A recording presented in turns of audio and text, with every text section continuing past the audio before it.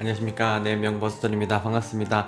오늘은요, 아랫사람한테 무례한 사람이라는 주제로 말씀을 한번 드려보도록 하겠습니다. 오늘 제가 전해드릴 메시지도 역시 세 가지인데요. 첫 번째는 제가 자주 인용하는 책이죠. 운을 잃는 변호사.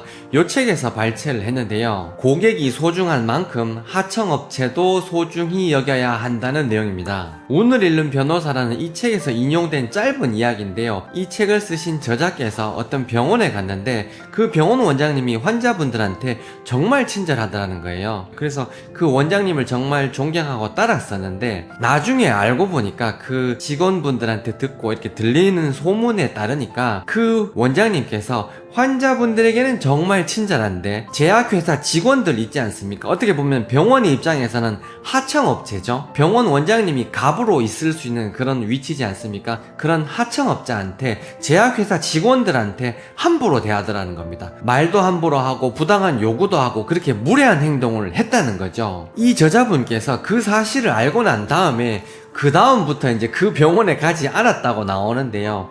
한 1, 2년이 지나니까 아니나 다를까 그 병원이 이제 경영난으로 인해 가지고 문을 닫았다 이런 내용이 있었거든요. 근데 그 이야기를 다시 읽으면서 야, 그 작은 이야기가 정말 작은 이야기가 아니구나 하는 생각이 들었어요. 저도 치과를 운영하면서 느끼는 건데요. 저희 직원분들 있지 않습니까? 저희 직원분들은 어떻게 보면 저보다 을의 위치에 있다고 할 수가 있거든요. 그리고 기공소장님 입장에서 봐도 제가 갑의 위치에 있고 기공소장님은 기공물을 받아야 되는 상황이니까 을의 위치에 있다고 할 수 있거든요. 근데 그런 갑의 위치에 있을 때 갑질을 하면 안 된다는 겁니다. 왜 갑질을 하면 안 되는지에 대한 설명을 제가 해드릴 건데요. 저는 예전에 이렇게 생각을 했었어요. 원장이 마음에 안 들면 직원이 나가면 되지 이렇게 생각을 했었거든요. 그런데 살다 보니까 생각이 좀 바뀌더라고요. 원장과 직원으로 이렇게 만나는 것도 어떻게 보면 인연이더라고요. 그 인연이라는 게 끊고 싶다고 끊어지는 게 아니라는 생각이 굉장히 강하게 들더라고요. 부부의 인연도 그렇지 않습니까? 헤어지고 싶은데도 헤어지지 못하는 부부가 있지 않습니까? 그리고 헤어지려고 안 했는데 순식간에 이렇게 정리돼 버리는 그런 인연도 있지 않습니까? 그런 것처럼 세세하게 보면 우연이지만 크게 보면 그런 운명이 정해져 있다고 이야기할 수도 있겠다라는 생각이 들더라고요. 그래서 내가 어떤 직원한테 잘 해주고 못하고에 관계없이 이 직원이 나와 같이 근무할 수 있는 기간은 어떻게 보면 정해져 있는 게 아닌가 하는 생각이 좀 강하게 들더라고요. 그러니까 어떤 원장님은 직원들한테 함부로 대할 수 있는 거죠. 왜냐? 함부로 대해도 이 직원이 못 나가더라는 거죠. 그거를 악용해가지고 이 직원들한테 이렇게 함부로 대하잖아요. 그러면 그 과보가 그대로 쌓인단 말이에요. 모든 관계는 갑과 을의 관계로 놓일 수밖에 없거든요. 만약에 직원과 내가 갑과 을이라면 내가 을을 함부로 대하잖아요. 그러면 나 또한 어떤 다른 모임에 가면 을인 입장이 있단 말이에요. 모든 입장에서 내가 갑은 아니지 않습니까? 내가 갑인 모임이 반이고 내가 을인 모임이 반일 수밖에 없는데요. 내가 을인 모임에 가게 되면 그 과보를 받게 된다는 겁니다. 혹은 인생을 길게 봤을 때 내가 잘 나갈 때가 있고 내가 못 나갈 때가 있지 않습니까? 내가 잘 나갈 때가 반이고 내가 못 나갈 때가 반인데요. 내가 잘 나갈 때 어떤 을을 이렇게 함부로 억압했다 하면 시간이 한참 지난 후에야 내가 늙고 병들고 초라할 때 그때 예전의 과보를 받게 된다는 겁니다. 내가 직원한테 함부로 한다 하더라도 이렇게 인연이 있을 동안에는 이 직원이 나갈 수 없거든요. 그러니까 과보를 바로바로 받는 게 아니라는 겁니다.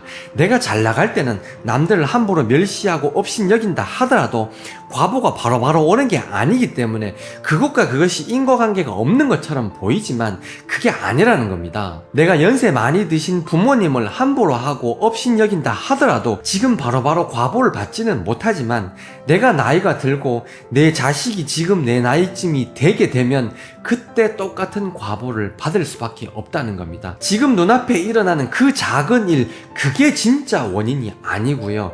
내가 과거에 부모님한테 했던 일들, 내가 직원한테 했던 일들, 내가 갑일 때 을한테 했던 행동들, 말들, 말투, 눈빛 그 하나하나가 그대로 돌려받는다는 겁니다. 고객이 소중한 만큼 하청업체도 소중하다는 그 가르침을 이 책을 통해서 다시 한번 느꼈습니다. 제가 전해드리고 싶은 메시지 두 번째입니다. 음식점 직원 그리고 편의점 아르바이트생한테까지 존중하는 마음을 가지자라는 건데요. 어떤 분들은 이런 분들이 있습니다. 음식점에 가면, 특히 고급 음식점에 가면 갈수록 갑질을 하시는 분들이 계십니다.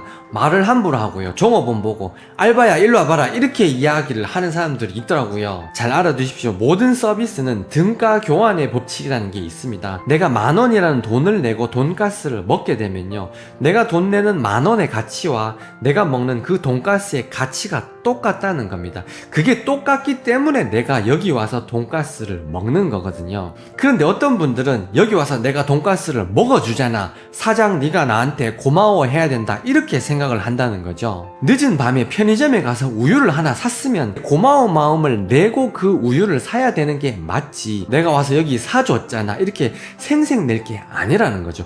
더더군다나 내가 나이가 많다고 해가지고 아르바이트생한테 말을 놓으면서 알바야 이렇게 이야기하면서 하대에서는 더더군다나 안 된다는 거죠. 여러분들 역시 음식점에서는 여러분들이 고객이지만 여러분들 직장에서는 서비스를 어떻게 보면 제공하는 입장이지 않습니까? 제가 환자분이랑 상담을 해보면요, 가끔은 이런 환자분들도 계시더라고요. 주로 조금 비싼 치료를 받으시는 분들이 그런 분들이 더 많으신데요, 다른 치과 많은데 내가 이 치과에 와줬잖아, 그리고 다른 치과 많은데 내가 이 치과에 소개시켜 줬잖아, 그렇게 말씀하시는 분들이 있으시거든요. 그렇게 말씀하시는 게 절대 틀린 이야기는 아닌데요, 저도 충분히 감사하게 생각하고 고맙게 생각하고 있는데요, 그 정도라는 게 있지 않습니까?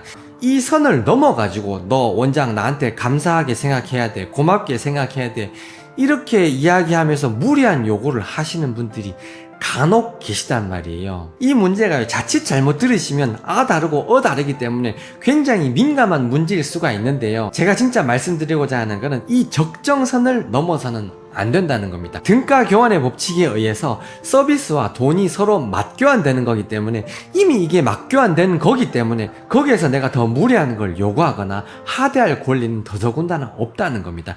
이게 항상 갑과 을이 바뀌는 거기 때문에요. 저는 환자분들 입장을 충분히 고려해 드려야 되는 거고, 환자분들은 충분히 저의 입장을 이해를 해 주셔야 된다는 겁니다. 요건 조금 다른 이야기인데요, 나이 많으신 분들이 가끔 가다가 음식점에 가서 말을 함부로 하시는 분들이 있거든요. 치과에도 그런 분들이 간혹 있으시거든요. 내 딸이 소중한 만큼 내 직원분들도 다 소중하거든요. 근데 본인의 딸은 소중히 여기면서 저희 직원들한테는 함부로 대하는 분들이 간혹 있으시더라는 거죠. 부르는 호칭도 아가씨라 그러기도 하고요. 그리고 처음 봤는데 말을 바로 놔버리시고요. 가끔씩은 원장인 저한테도 말을 놔버리는 그런 할아버지 할머니들이 계시거든요. 제가 높임말을 듣고 싶다, 존중을 받고 싶다 이런 이야기를 하는 게 절대 아닙니다. 그런 이야기가 아니고요, 그 당사자 그분이 그렇게 하시면 다른 데 가서 대접을 받을 수가 없다는 겁니다. 내 딸, 내 아들이 소중한 만큼 그 음식점의 직원이 내 아들이고, 내 머리를 깎아주는 그 미용실 사장님이 다 내 딸이고 내 아들이지 않습니까? 그런 마음이라면 절대 그 종업원 직원을 하대할 수가 없다는 겁니다. 말을 놓을 수가 없다는 겁니다. 그렇게 해서는 안 된다는 겁니다. 명버스돌이 너 말은 잘한다, 예전에 너가 다른 사람한테 하대했으니까 이런 현실이 벌어지는 거 아니니, 가만히 생각해보면요, 저한테 지금 이런 현실이 벌어지는 것 또한 제가 예전에 다른 사람한테 갑질을 하고 하대해 왔기 때문이라는 걸 제가 알기 때문에 이런 이야기를 하기가 사실 굉장히 부끄럽거든요. 제가 예전에 남들에게 그렇게 했기 때문에 이런 현실이 벌어진다는 걸 알기 때문에 여러분들도 똑같은 실수를 하지 마시라고 제가 말씀을 드리는 겁니다. 제가 전해드리고 싶은 세 번째 메시지입니다. 내 앞에서 다른 사람을 하대하는 것은 나를 무시하는 것과 똑같다라는 메시지를 전해드리고 싶은데요, 제가 조금 전에 말씀드린 메시지를 다시 한번 곰곰이 씹어 보십시오. 내 앞에서 자기 아래 사람을 하대하는 모습을 나에게 보여준다는 것은 그 사람이 나 역시도 무시한다는 뜻을 내포하고 있다는 겁니다. 영화를 보면요, 가끔 이런 장면이 있거든요. 깡패 두목이 어떤 사람이랑 대화하다가 기분이 굉장히 나빠졌어요. 그러면 이 사람을 해코지하는 게 아니고 자기 밑에 넘버 2를 일로 오라 해가지고 넘버 2 기대기를 이렇게 팍 때리는 그런 사람이 있지 않습니까?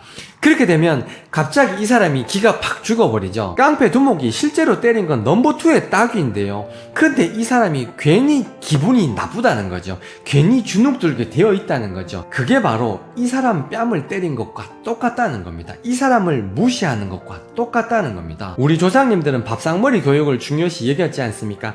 아버지가 계시고 어머니가 계시고 함께하는 그런 식사 자리, 그런 밥상머리의 예절이 중요한데요. 밥을 먹는 도중에 아버지께서 다 보고 계신데요. 다 큰 형제끼리 이렇게 치고받고 싸우는 모습을 만약에 아버지께 보여준다면 그것은 이 둘만의 문제가 아니고 아버지를 무시하는 행동이 포함되어 있다는 겁니다. 한 가지 원리가 적용되는 범위가 굉장히 넓은데요.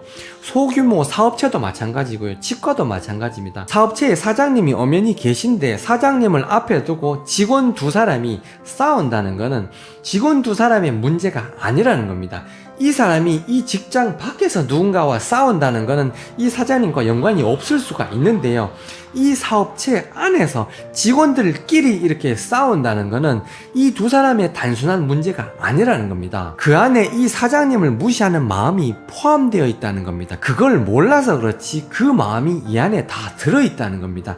이 두 사람이 싸우게 됨으로 해서 이 사업체의 분위기가 안 좋아질 것 아니겠습니까? 그러니까 이 두 사람 직원 간의 갈등이 단순한 직원 간의 갈등 문제가 아니라는 겁니다. 그래서 이럴 때 이 사업주는 직원 간의 갈등을 조절해야 될 의무가 함께 있는 거고요. 가장은 가장으로서 형제 간의 갈등을 현명하게 조절할 수 있도록 분위기를 만들 어떤 일종의 의무가 일부 있다는 겁니다. 직장에서만큼은 직원 간의 갈등을 그냥 내버려둬서는 안 된다는 겁니다. 예를 한번 들어보겠습니다. 여러분 남자친구가 여러분하고 근사한 시간을 보내기 위해서 어떤 레스토랑을 예약했다고 칩시다. 여자친구인 여러분한테는 굉장히 잘하면서 음식에 파리가 한 마리 빠져있다고 해가지고 그 종업원을 불러가지고 하대하고 사장 나오라 해가지고 사장을 하대하는 모습을 그 여자친구한테 보여준다면 그것은 여자친구 역시 존중하지 않는다는 겁니다. 진짜 여자친구를 존중한다면 내가 그 남자친구면 저의 그런 모습을 여자친구에게 보여주지 않을 겁니다. 내가 진짜 나의 아버지를 존중한다면 아버지가 계신 앞에서 그렇게 싸울 수가 없다는 거죠. 내가 진짜 사장님을 존중한다면 사장님 보는 앞에서 그렇게 직원들끼리 싸울 수가 없다는 겁니다. 오늘 저의 이야기가 재밌으셨는지 모르겠습니다. 요약 한번 해보겠습니다. 첫 번째 메시지입니다. 고객이 소중한 만큼 하청업체 역시 소중하다. 두 번째 메시지입니다. 음식점 직원, 편의점 직원에게조차도 감사하라. 세 번째 메시지입니다. 내 앞에서 다른 사람에게 무례한 행동을 하는 것은 나 역시도 무시하는 것이다 라는 메시지입니다. 제가 늘상 하는 이야기지만요, 제가 뿌린 것은 언젠가 이렇게 돌아온다, 그 이야기가 정말 맞는 것 같습니다. 이번 한 주도 행복한 한 주가 되시길 바랍니다. 여러분들의 행복과 건강과 지혜 증득을 늘 기원하겠습니다. 명버섯돌이었습니다. 감사합니다.